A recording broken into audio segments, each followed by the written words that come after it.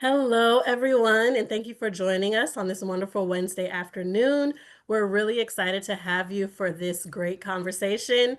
This topic has gained a lot of momentum amongst our different network members, and we're just really happy that we could bring today's lineup to you for a really good conversation, a very intentional conversation, and just give you practical strategies for building ecosystems in the entrepreneurial spaces. We'll give people about 10 more seconds to come into the room, and then we'll move forward with today's conversation.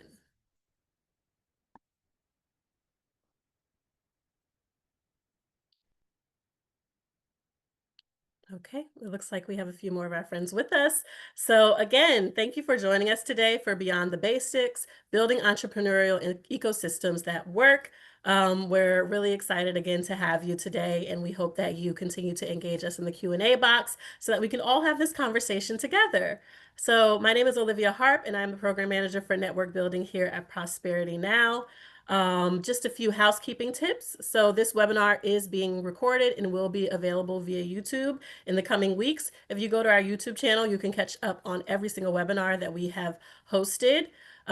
We've also switched to Zoom, so if you have any technical issues, you can either click this link or you can email us at zoomwebinar@prosperitynow.org. You are muted to ensure sound quality because we are recording today's message, but feel free to use that Q&A box as often as you feel to share your thoughts, reflections, ask questions as we move through today's conversation. We definitely want to hear from you. We want to interact with you, and we want you to interact with everyone on today's call. And so speaking about today's call, as always, we want you to get the most out of today's call. And so we invite you to join from a quiet space, to grab coffee, to settle in with a snack and get very comfortable. We, again, want you to use that Q&A box as often as you want to engage us. Submit your questions and comments as you listen along, and always reflect on ways to apply what you learned during our virtual learning opportunities to your everyday work. At Prosperity Now, our mission is to inspire bold action and provide organizations with the tools, research, and resources needed to help people build prosperity so everyone can thrive. And so we have a wonderful lineup of heavy hitters. You're going to really enjoy today's conversation. They are not only deeply passionate about this work, but they also are very familiar with one another, and they've been doing this work alongside each other for quite some time now. So the first one that we have is Cecilia Wessinger. She is a globally recognized community builder who works at the intersection of innovation and entrepreneurship.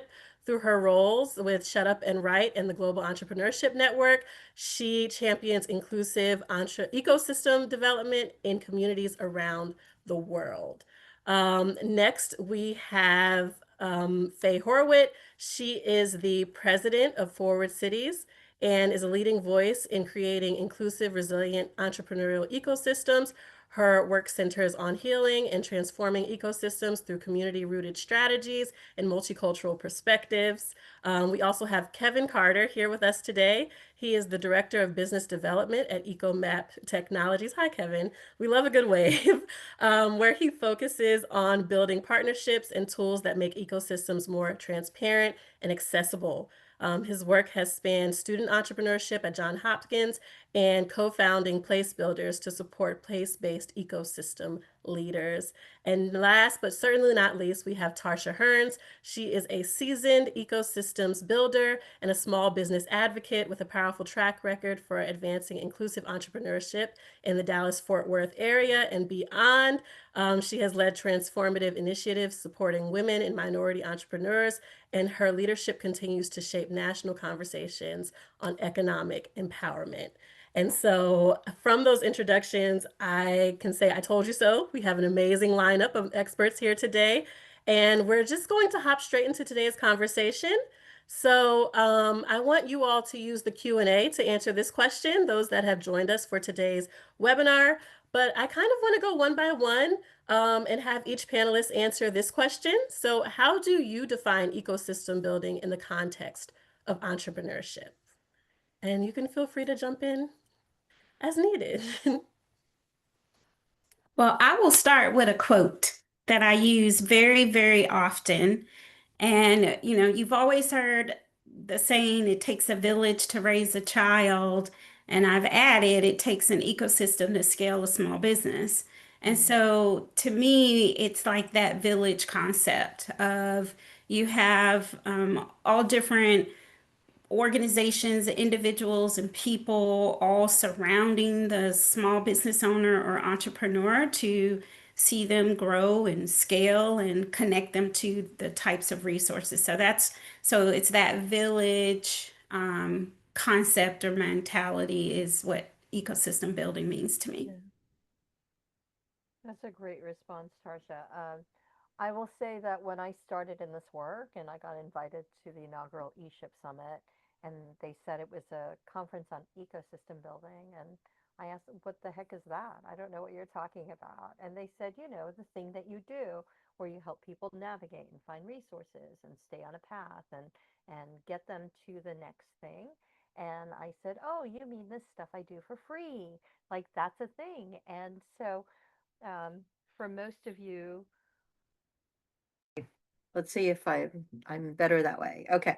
So so when I didn't know what it was, I I didn't realize that the work that I actually did was what we now call ecosystem building, Mm, helping entrepreneurs navigate, find resources, and navigate and get from ideation to revenue, navigate that valley of death before they run out of energy and money and sanity. And so that's the job of an ecosystem builder. And I would mm. say that whether or not you consider yourself an ecosystem builder, the likelihood is you're probably doing the things that most ecosystem builders do. We just didn't know that that's what it was called. You can go next. So I'll yes and what Cecilia and Tarsha both said. For me, I think of ecosystem building and entrepreneurship really as two main things. One is the bridge building and helping connect people to resources, to other people, to organizations that they need to succeed. Mm, I think to me, the ultimate outcome of ecosystem building in this world is when you're making the sum, when you're making all the pieces that exist greater than just the sum of the parts. But in fact, you're helping things move smoothly. You're getting people from point A to B to C in a way that is either much quicker or they would never have been able to navigate before. And really helping entrepreneurs along this crazy journey. Like I think most people here on this call either are founders or have supported founders. So knowing that it's very tireless, tiring, and often thankless work, but having people that can champion you and say that the work you do matters, and I'm going to help make it just a little bit easier is a really important function of ecosystem building. Hi, everyone. Great to be here with all of you today and with this group of folks who I love all of y'all. So we know each other well.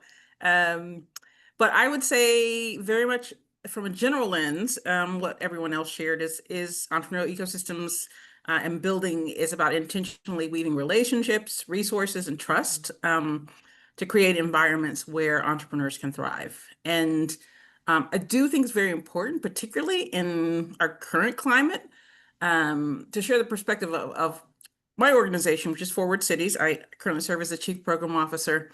And the way we see ecosystem building is if it is done well, it means that you are also redesigning systems so that historically and or systemically excluded entrepreneurs can thrive. And the way we see it is removing, sort of finding a way to reconstruct systems so they remove bias, barriers, and bureaucracy for those folks. mm. Um, and it's not about fixing broken people or broken entrepreneurs, but about fixing the systems around them and creating more equitable conditions for them. Yeah, absolutely. And thank you all for that. I think all of your responses really, in a perfect way, centered and grounded us for today's conversation. And so, Faye, you talked about kind of reconfiguring and reconstructing systems or environments to support entrepreneurs. And so, Tarsha, as we talk about centering entrepreneurs, I want to ask you, like, what does it look like to truly center entrepreneurs who haven't traditionally had access to decision-making spaces? Yes, I totally agree with Faye. It definitely is about redesigning systems. I do believe as we think about the systems that are created, that we also bring the entrepreneur in to help co-create the systems, right? We have all worked with entrepreneurs for so many years, and we hear this, we understand what they need. I do think too often we don't invite them to the table to co-create with us. So that's for me is how you would truly center the entrepreneur, but not only bringing them in to co-create, but include them going beyond creating the program for them, but actually include them as part of the decision making.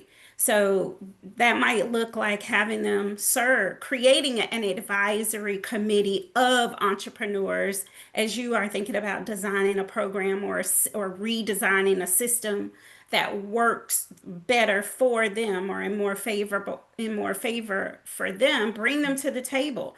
Add them to an advisory board or a committee.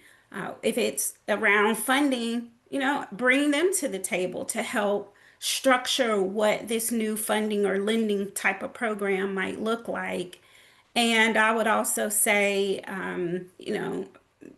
make sure they have access to social capital.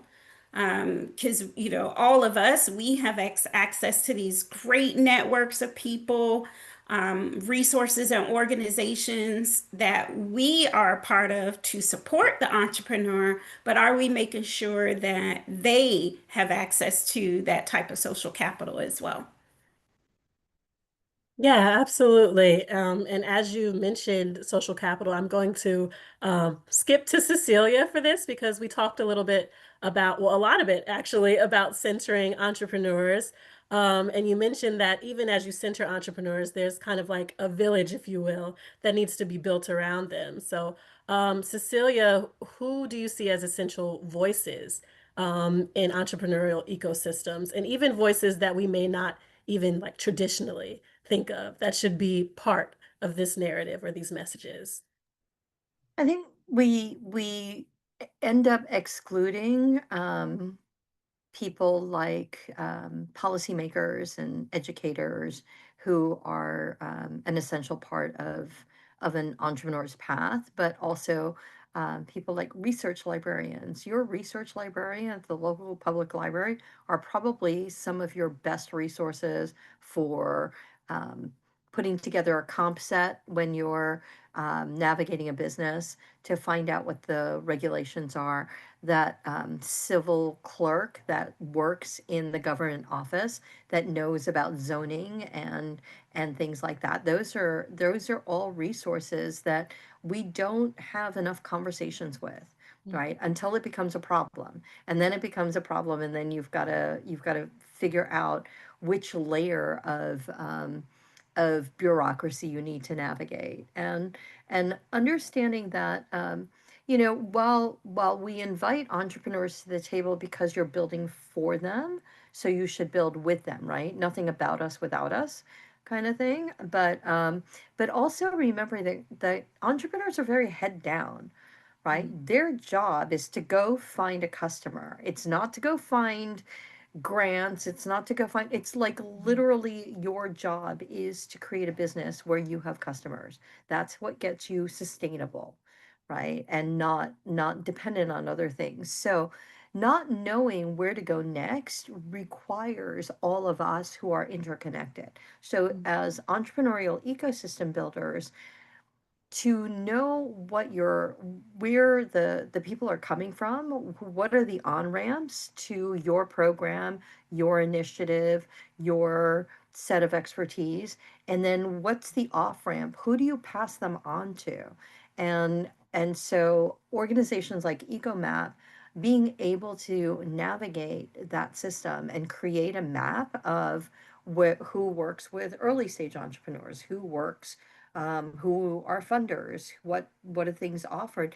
That's the visibility, because it's not like we're hiding anything, but that a lot of us lack the perspective and visibility of all the resources that are there. It's a lot. So, and that's probably not what they've ever focused on before, right? They've come up with this idea that's never been thought of, executed in a way that it's never been done, so they don't know what's next. And entrepreneurial ecosystem builders have probably seen something similar, or at least know what the next step is. And Mhm. so they don't fall away from the path and go down the rabbit holes. And that's the hope and goal of, and that's why it's so important to work together collaboratively. Yeah, absolutely. And you talk a lot about like the meaningful relationships, collaborations, who we connect people to and how we connect them. But then there's also the world of funding, like tangible tools that entrepreneurs need to succeed. And so I'm going to kick things over to Kevin to talk a little bit about how you've approached funding, resource, or tool sharing in your ecosystem building work.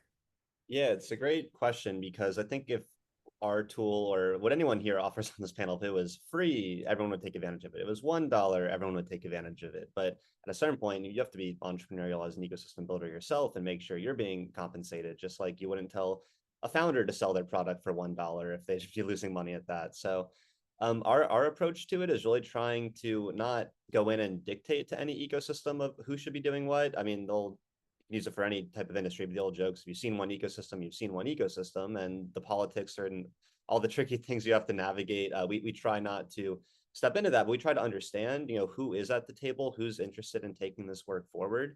And some of our best collaborations will have been collaborations where they've been people that have been multiple organizations that have come together to create a new brand all about supporting ecosystem or supporting entrepreneurs by helping them navigate information about who's doing what, where can they go for X type of program, kind of creating a new brand where it's not just being owned by one organization, where it's like, oh, that's the city site or that's this one entrepreneurial support organization, but instead it's more centered on the entrepreneurs.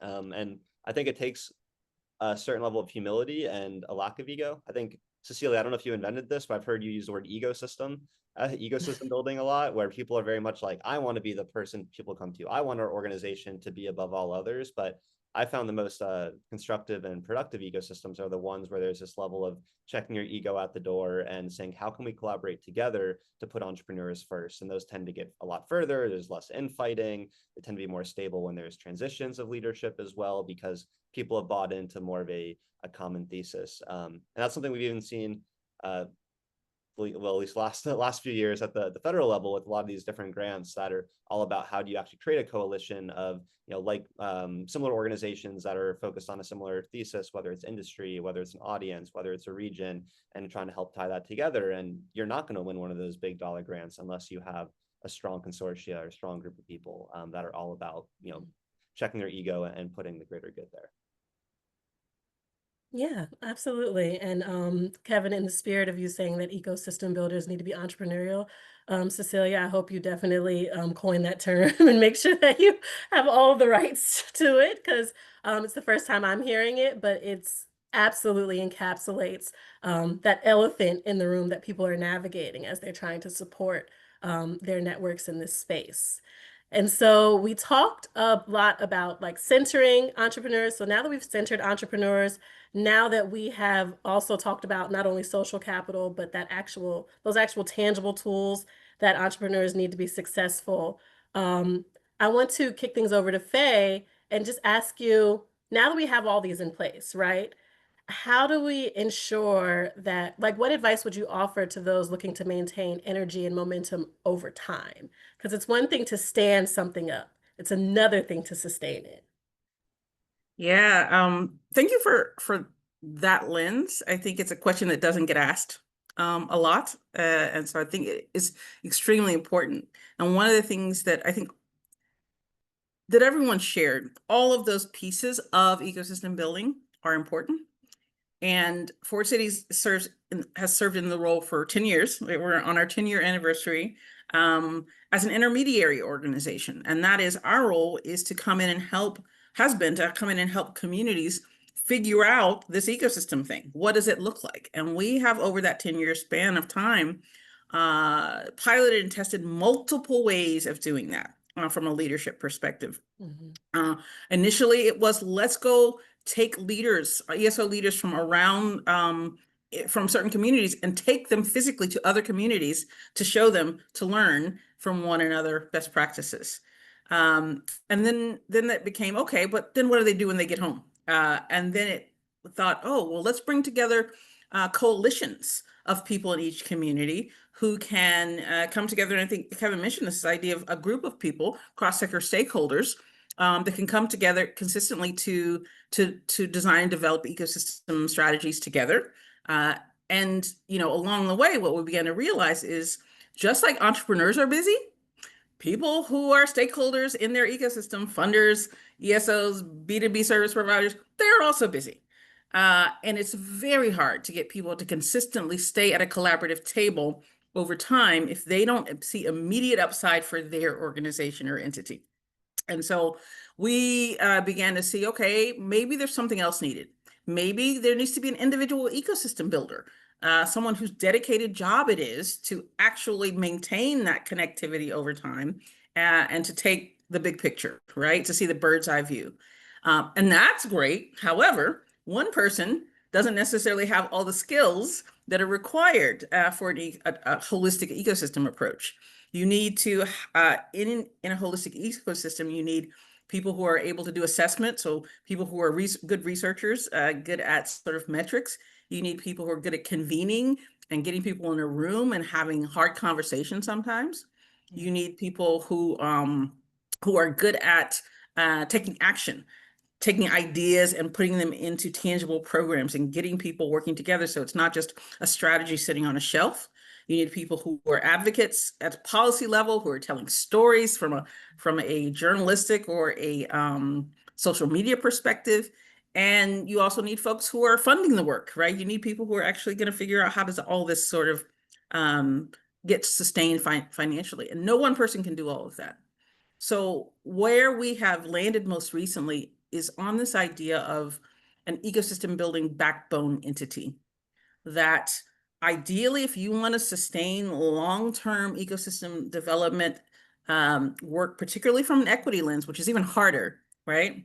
And you want to keep people at the table consistently as far as ecosystem stakeholders, some entity has to take the bird's eye view. That is not a specific organization that has their own agenda and priorities. It has to be agnostic and outside of everyone else. And ideally, they're able to curate a team of folks, whether it's through staff or contractors or volunteers that's able to fulfill all of those skills that are needed. And that way, their role is to support everybody else in the ecosystem. And not to depend on those folks to take time out of their busy schedules all the time to do the hard day-to-day work that's required for long-term ecosystem sustainability. So that's the approach we're looking at in E3 Durham in Forward Cities and how we're looking to help other communities do that in the future. Yeah, and I'll kick things over to Tarsha. Thank you so much, but I think Tarsha wants to jump in. Well, I just want to add my lived experiences to what Faye mentioned, and to kind of go back to the energy part, maintaining energy, because to her point, I totally agree. Having been in roles where I was with an organization, and that one organization was leading all of the ecosystem initiatives, and that was a small organization with limited capacity trying to convene and do all the work, and it was just one person in that role. That takes a lot of mental and emotional energy, because all of the stakeholders have their own reasons and agendas for being part of the ecosystem and have their expectations of what they want to get out of all of this. And what I found being in those types of roles, it drains your energy. And having someone, a neutral third party organization or person to lead those initiatives where they have trust amongst all the stakeholders is very, very key. But even that person can Mhm. sometimes have trouble with maintaining and keeping up that energy. So I would say being part of things like eShip Alliance is a great opportunity because I can put stuff into the group and it's like therapy almost. It's like a support group where it not just a support group, but it's a resource for ecosystem builders, but it's also a place where you can feel safe to say, here, my energy is draining. I'm trying to sustain, and you can feel safe. So I think there has to be tools, resources, and support for the ecosystem builder as they are trying to build out an ecosystem or sustain an ecosystem. Yeah, absolutely. And I feel like, as you and Faye have spoken, the words that come to my mind are like lived experiences, narratives, storytelling. Like everyone had, and as a result, everyone has a voice, from the entrepreneurs that we are celebrating and centering and supporting to the ecosystem builders and those who support those strategies and tactics as well. And so you talked a little bit about eShip, so that made me also think of Cecilia.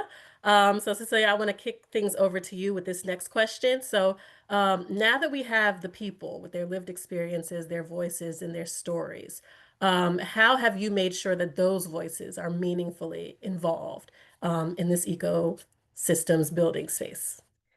Well, it took a lot of people doing this together over a number of years. So, just a brief history of this evolution is in 2017, the Kauffman Foundation, which I think is arguably the most recognized foundation in support of ecosystem building or entrepreneurial research, convened a bunch of people that they recognized as ecosystem builders. The term wasn't a buzzword then, and had a conversation and said, if the mission of the foundation is to support entrepreneurs, then if we support entrepreneurial ecosystem builders, we can exponentially support entrepreneurs because each ecosystem builder supports communities of entrepreneurs.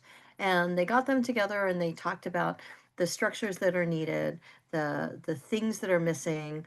What would it be to create this into a profession?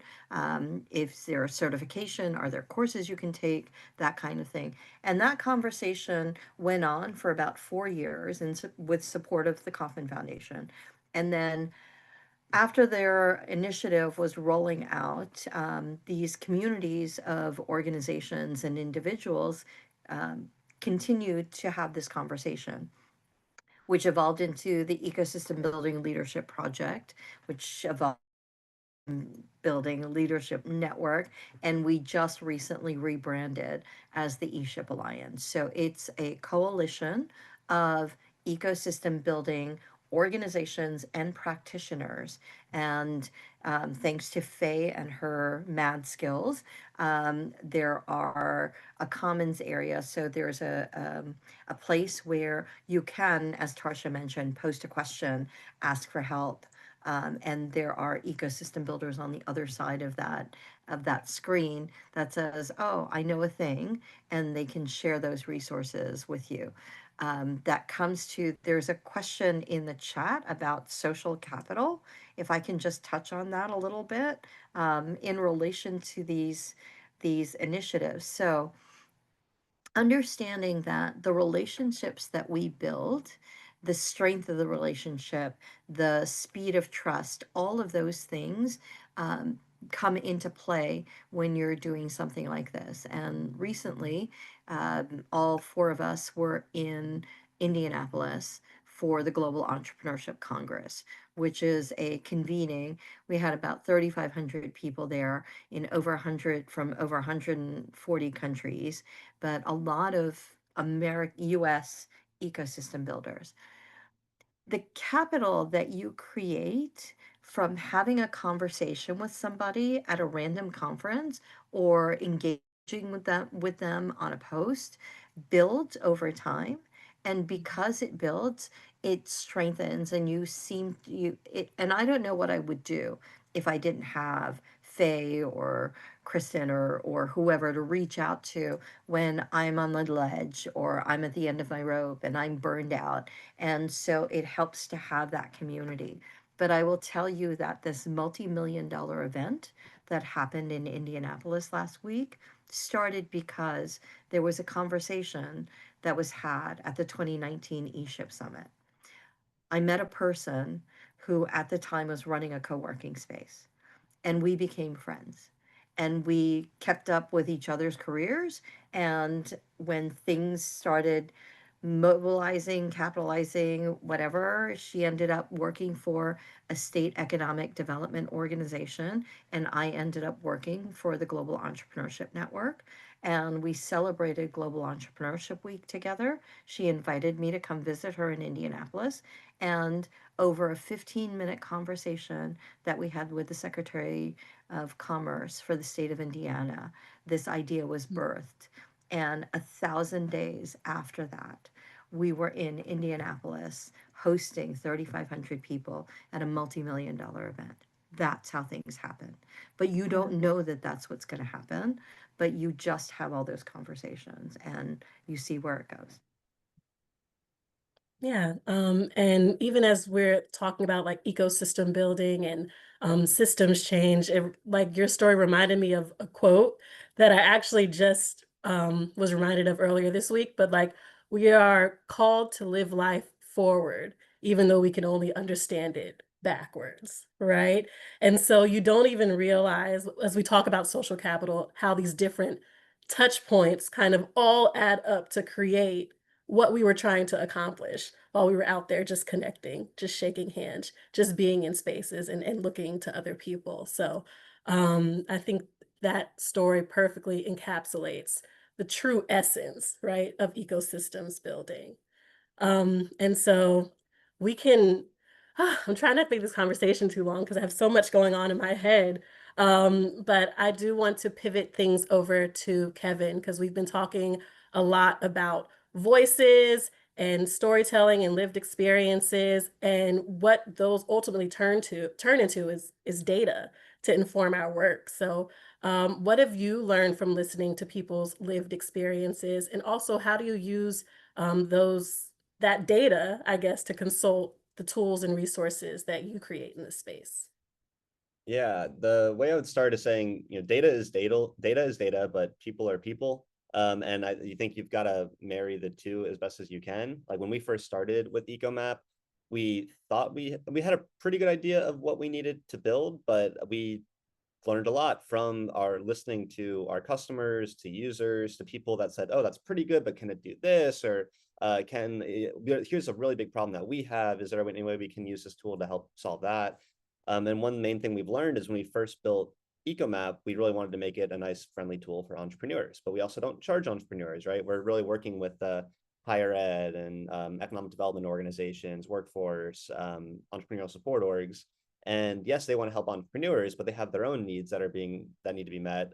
So a lot of it comes from people that are just having good conversations with us. And in some ways, we're very lucky that we are also a startup, and the people that we work with tend to work a lot with startups. So they have some grace also when we're trying to roll things out, and maybe it's not 100% perfect, or they know that we're building something or we're growing into what all of our capabilities can be.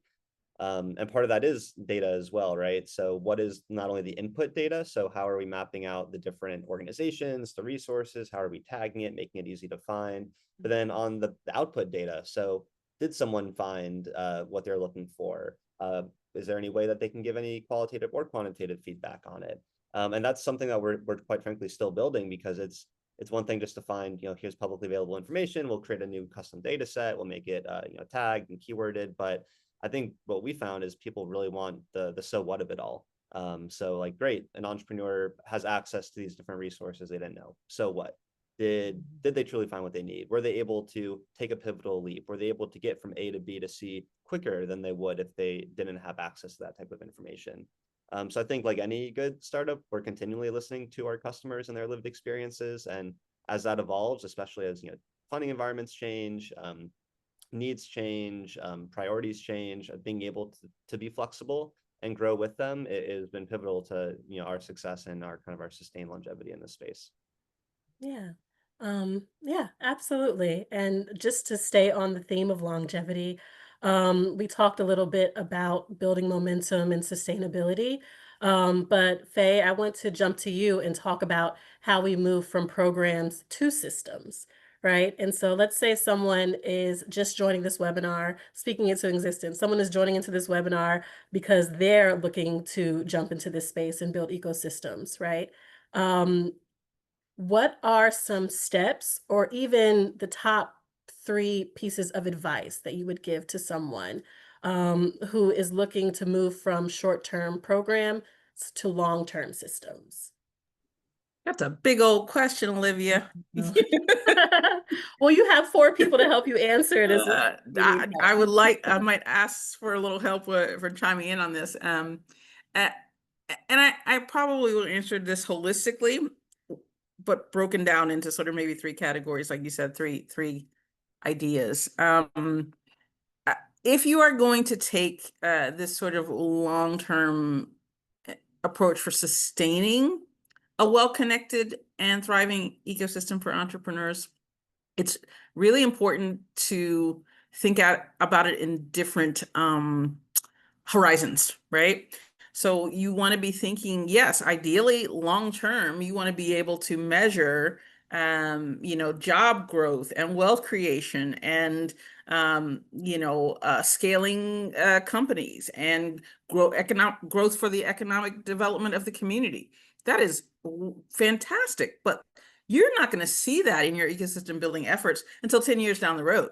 Like the idea of being expected an ecosystem builder or ecosystem building practices to see that kind of a change in a 2-year grant funded program or a 3-month workshop or whatever it is, it's not going to happen, right?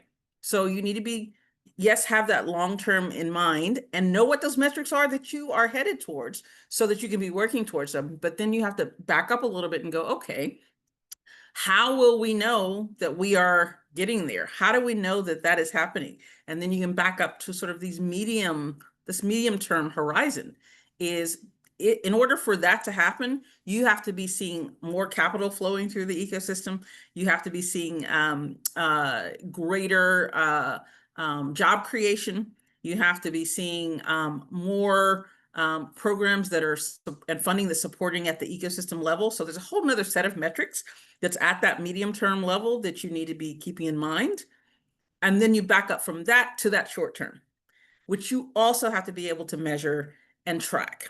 And I think that's often what gets lost in funding scenarios for ecosystems is that funders want that long-term thing and they will give you money to get there, and then they get frustrated and stop funding when you're not there in 6 months or a year.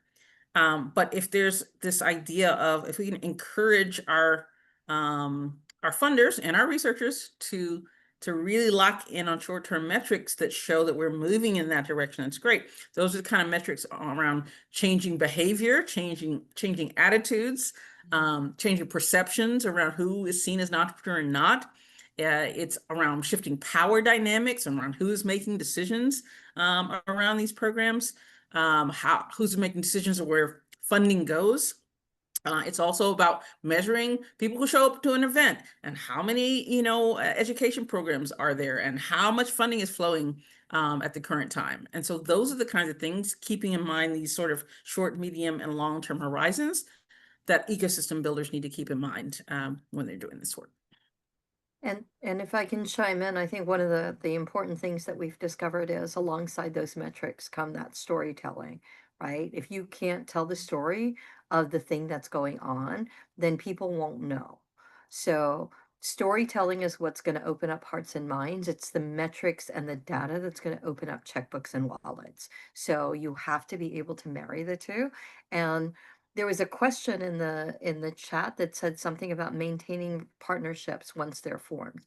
So a partnership is me coming up to you and saying, "Hey, I'd like to work together." So now we're partners. But that also entails that we're working on not just what you want, but not just what I want, but what we want together. What's the one thing we can only do together? is what comes out of a partnership. Otherwise, you do it alone. If you can be done with 50,000 other people, you don't need me. So, what is that unique thing that can evolve because you and I connected, right?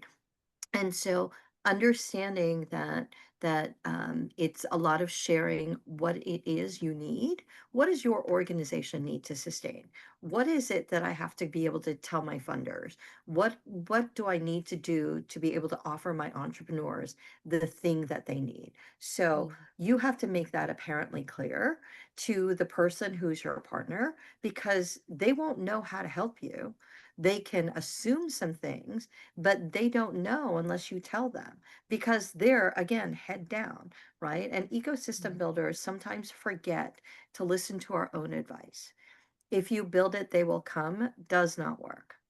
Right. And so that's the what Tarsha mentioned about making sure that the entrepreneur is there, right? Because it's about the entrepreneur. So if you set up a co-working space in a place that doesn't have public transportation, we don't offer childcare, we're open 9 to 5, Monday through Friday, what kind of entrepreneur are you getting in that space? Yeah. And statistically, you have a better chance of being a successful tech entrepreneur at 55 than you do at 25.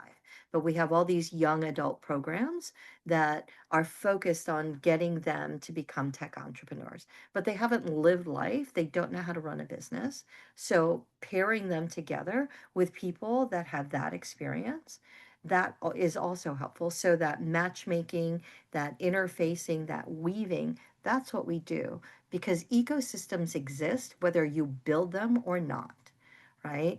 And then you're building them to look like the thing that you want to think about: high tech, high growth, venture backable. That's what's sexy. But ecosystems exist in remote parts of the Amazon. They had commerce before we came along. So that's a thriving ecosystem because they're able to sustain. It doesn't look like the ecosystem that we're looking at when we look at certain metrics and goals of different organizations. So that's what's important. You have to meet those metrics and goals, and you have to meet that story. Mhm. Yeah. Yeah. I forgot I was moderating for a second. I was listening like I was an attendee. But I am going to remix our last question because I think as panels go, most of the time you answer the last question naturally. But I am going to remix this final question before we head into our audience Q&A. And so I'm going to start with you, Tarsha, for a response to this, but everyone, please feel free to chime in. And so um, a lot of times when people enter this space, a major question that they have to answer for themselves is like, who are my people? Right? It's very clear that this panel has already answered that question for themselves, and that's also what has rooted you in success. But again, for people who are looking to either enter this work or to continue to grow their efforts in this work, what are some green flags when you're looking to identify partnerships or strategies? Like what are some I guess nuanced identifiers, right, that you look for before incorporating partners, organizations, individuals in this space with you? Because trust is a huge piece of this work. Yeah. Um, Hopefully I can answer this in a short version that kind of answers some of the questions in the chat in the Q&A as well.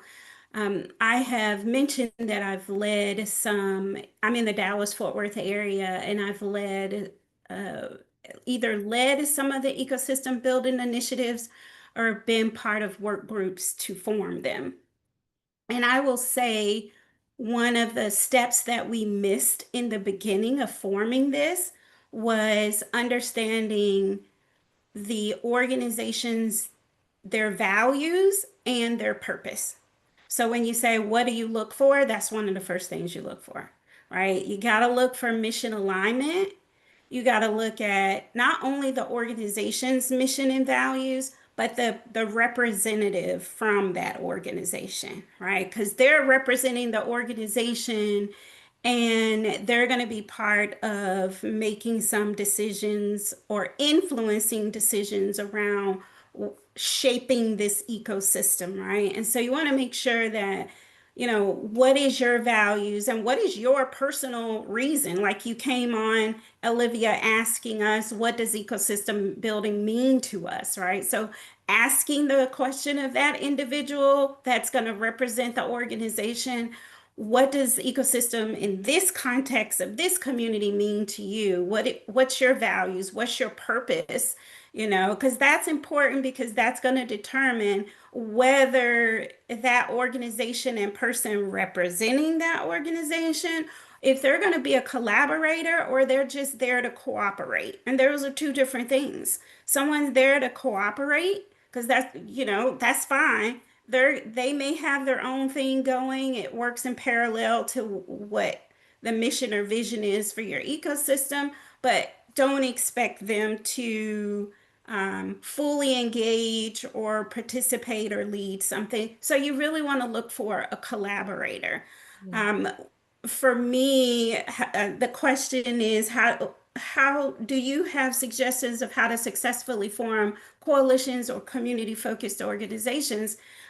That's where you start, right? You really just have to do the legwork, get out there, ask questions, bring people to the table, and just ask questions around values, purpose, because you want to find that alignment. Between 2022 and 2024, I led the Community Navigator initiative here in the Dallas-Fort Worth area. And that was a collaboration of 6 partners. So we kind of had to look at, I kind of switch roles in between that initiative, but we had to look at, what does the entrepreneur need out of this initiative? And who should we bring to the table that's going to meet those needs? Because Faye mentioned it, you can't bring all the same types of organizations together that do the same thing, because then they're going to feel like, hey, this is collaboration. I'm collaborating, but I'm collaborating with my competition. And I didn't make up that word. Somebody else did. I can't remember who did.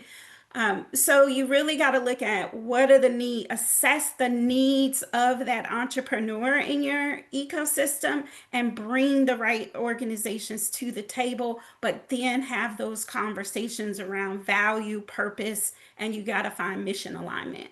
Mhm. I'll also jump in. I'll piggyback on that around this idea of green flags. And I think you really need to be watching. What are people doing when no one is looking? I think is an important thing to think about. Someone, Maria, asked about how do you sort of do this kind of ecosystem work when there's a lack of ESOs, particularly in rural communities?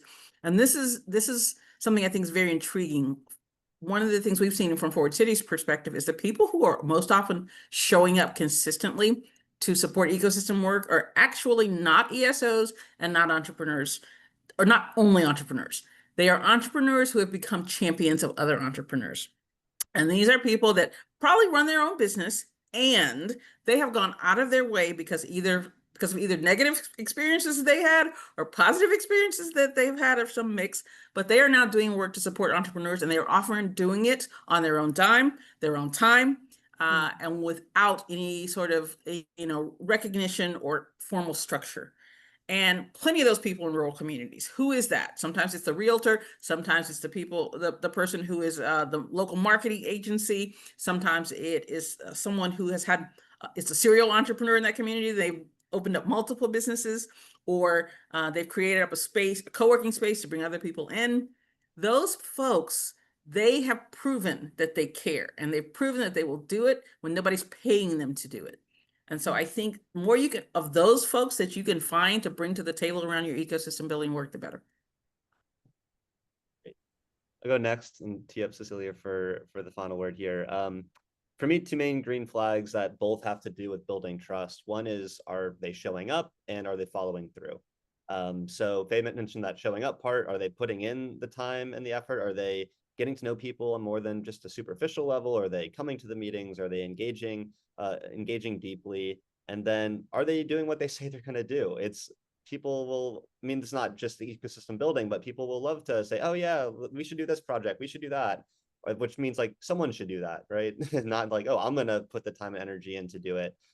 So the people that are actually, it could be as simple as when you have a call, someone, and you say you're gonna send a follow-up email, that actually happens. Like, how many times do people get excited about a project or an initiative, and then no one takes that next step to actually follow through on what was talked about, and then it just gets lost to the, Zoom history. So I think oftentimes it almost feels like you're back in college and there's like a group project where there's one person really trying to herd all these cats, and there's a few people that maybe they show up, but they're not actually following through. So I think that takes time to see. You're not going to know that at the first meeting. Some people are really good making a good first impression, and then when the rubber hits the road, things happen, and of course life does happen, right? Sometimes there's other things that get in the way, but I think you start to see that unfold over time, and also word starts to get around in the ecosystem. There are some people where it's like, maybe we don't want to include this person or this organization on a future project just because it's going to be more trouble than it's worth. We don't need the logo just because maybe they are a power broker, but they're not actually showing up and following through on what the ecosystem needs. I love that. I think that the follow through is really important, and it doesn't need, when we talk about engagement, it doesn't mean that you have to be an extrovert in order to be good at this work. Some of the best ecosystem builders I know, Rick Tarasi, for example, up in Portland, is an extreme introvert. And the fact that he is a powerful ecosystem builder is just a testament to his passion about the community. People know him. He's behind the scenes doing stuff. And as Kevin mentioned, it's the follow-up that matters. But I don't want to point fingers and say that it's always going to be the one that goes along and is the cheerleader. I think the people that can show dissent, back their argument, and will bring things to light that may not be popular, but are willing to get in the trenches and get their hands dirty to fix it, those are the people that you want, right? Those are the people that I want with me. If you're ever on a board with me and you come up with ideas but don't decide to follow through, I will call you out because that just makes work for other people. And everybody's got an idea, and we all have great ideas. We're all around entrepreneurs. We are entrepreneurs. But just because you have a good idea, but if you don't work to execute it, that means that you're valueless to me because I could have come up with ideas too. It's not that it's so brilliant. So understand that people that will share their dissent or their discomfort, right? They care about the community. Otherwise, they just go away. And then the people that follow through on stuff are gold. But I think you can tell the difference when you're having a conversation and when they talk about, I did this and I did that, that's an ecosystem builder, right? Whereas when you say, we came together and did this, and by the way, somebody else did this. So one of the values that we have in the eShip Alliance is to build constellations and not stars. I don't need that sage on the stage telling me what to do because they're the ones with the brilliant minds. If I want to watch a video and listen to a TED Talk, that's great. But I don't think that those are the people that I want to be working with. When people show up, whether or not they have experience, there was a young lady a number of years ago who attended these e-ship calls that we used to have talking about metrics and data and connected networks and all those e-ship goals that we have. Um, and she had an opinion. She could back her argument, and she went toe to toe with a whole bunch of other people. And then she said, you know what? We need to build some tools that are going to fix this thing, that are going to help people along. And that's how EcoMap was birthed. So understanding that this college, I think she was a junior at the time at Johns Hopkins, showed up on the calls, talked to researchers that have been doing this work for 30 years. It doesn't matter if you're new to this. You have to care and you have to do your homework and you have to follow through. And those are the people that I always want on our team, right? And it's our team. It's not my team. I'm not building it. We build it together. So that's what ecosystem building should be about. And so find the people, whether it's in a rural community or an urban setting or in policy work or in your schools, find the people that ask questions and are curious and stand there with you when it's uncomfortable, and those are your people. Yeah, absolutely. Beautifully told. Love the storytelling that you introduced, Cecilia, as we do talk about narratives and voices. I think um, like you incorporating other people's stories and representation across the board really is a secret ingredient in the sauce of ecosystem building. And so, Cecilia, both you and Faye have talked a little bit about ecosystem building in rural communities, and we do have a question from the audience, from Maria.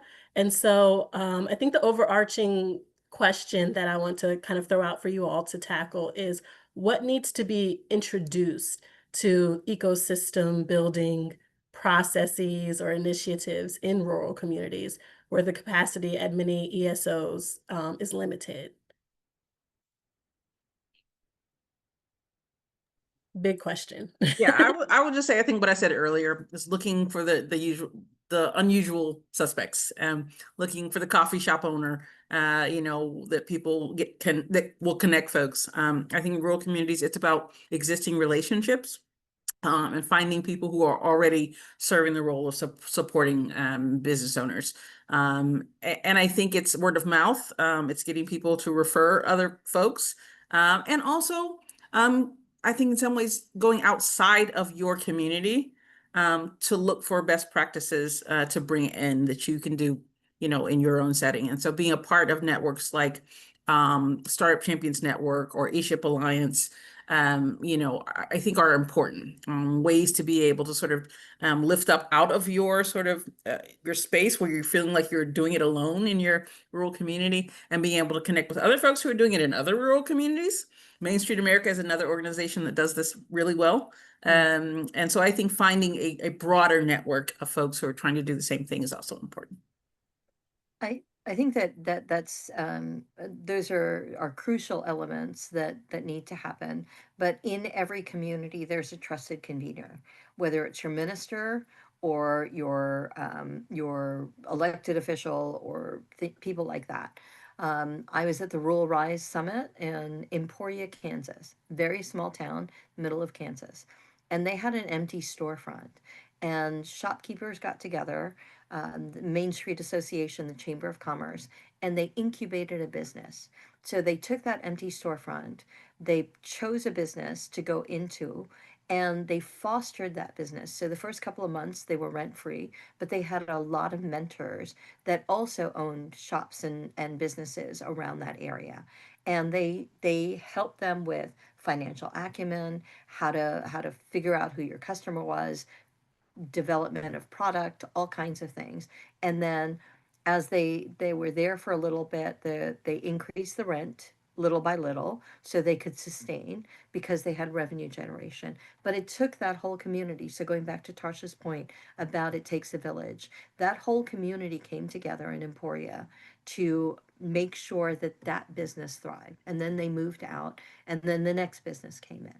So you can perpetuate that, and that was done in a community of a couple of thousand people. So it doesn't take a lot. It takes people that care. And if you can't find your colleagues, there are people in the community who are trusted conveners that people will always have coffee with. So find your people. Okay, so with that being said, of course I could stay and talk all day, but we are coming up on the end of our hour. I want to thank you all from the bottom of my heart for this amazing conversation. So many gems have been dropped, and I'm sure you all would not be surprised to go to LinkedIn and see that there are a lot of requests for connections after today's conversation and after hearing all of the expertise that you all have to offer, as well as the passion for this work. It definitely came through with your responses and participation in today's conversation. So I want to thank everyone for joining us today, as well as today's panelists. Again, thank you so much. We want you to visit our website to stay up to date We want you to also complete the follow-up survey that's going to pop up on your screen the minute this webinar ends, so that you can let us know if you want more of this great content, which I'm sure you do.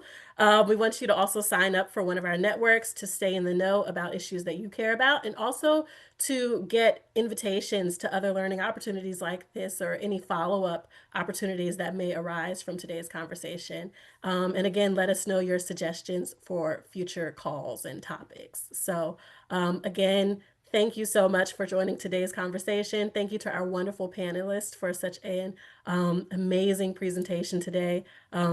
This is very, very helpful. I knew the emojis were coming. This is very, very helpful, very meaningful, intentional, and just perfect timing for these types of conversations. So yeah, wish you all the best. And of course, hope that we all can continue to connect and stay along the journey. Thanks for having us. Take care. Been great being with you. Thank you. Thank you so much. Thank you. Bye.